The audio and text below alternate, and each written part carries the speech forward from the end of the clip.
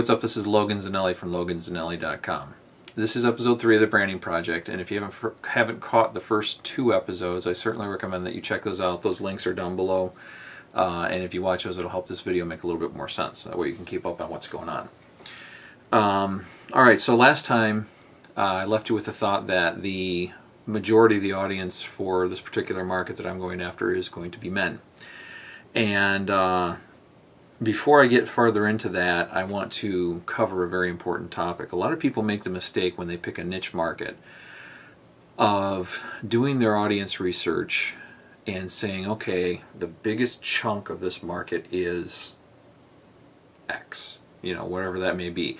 Guys, girls, kids, teenagers, pink elephants, whatever. And so they decide, okay, that's who I'm going to market to. Well, the problem with doing that is that you essentially become a minnow in an ocean. You're one of thousands of other people who have jumped into that market and said, me too. I do that too. So what ends up happening is you're not as successful as you could be, and a lot of times it can actually cause a business to fail. So what you want to do instead is when you do that research and you pick that market, what you want to find is a segment of that niche. A very small wedge of that particular niche market that is a strong base, that is a growing market, and is a market that is underserved, okay? Meaning that there is opportunity there for you, okay, to fill whatever, problem or need or what have you.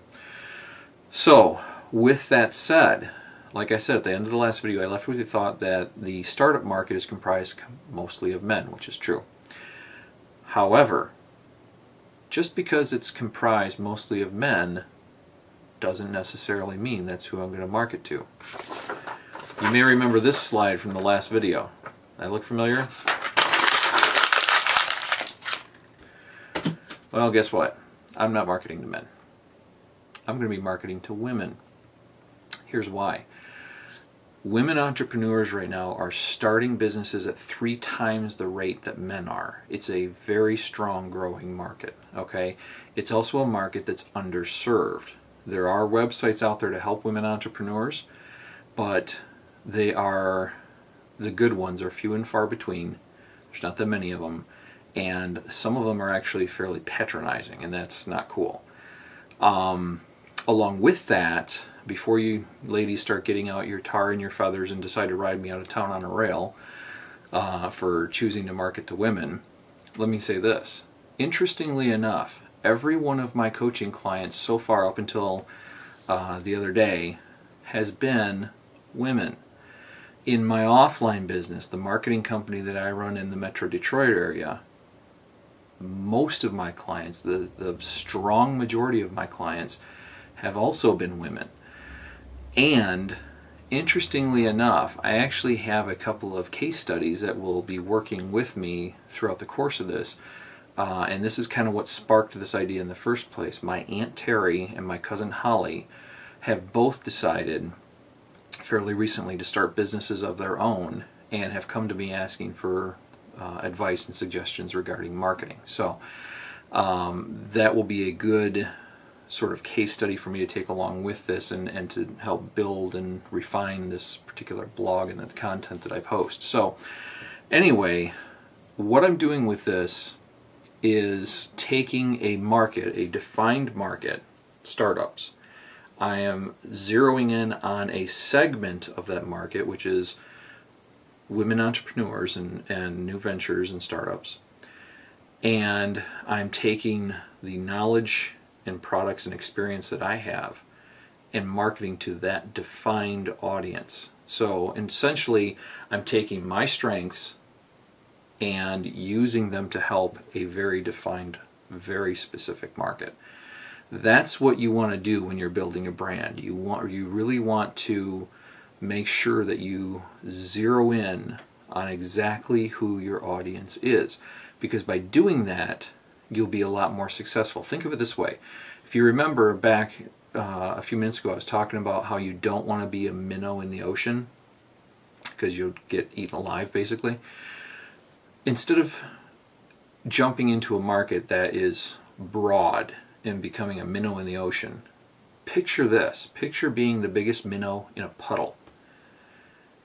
You can more easily dominate that particular market, regardless of what the market is. That's the mentality that you want to take. So when you're doing this for your own brand, you want to zero in on a niche, and then you want to find a segment of that niche.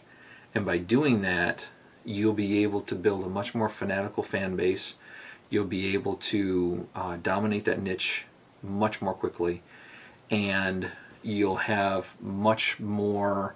You'll have a much more excited market about what you're doing. You'll have people get interested in what you're doing a lot more. They'll be more willing to tweet and share and promote what you're doing because it's very specific to them and it helps them solve their specific needs.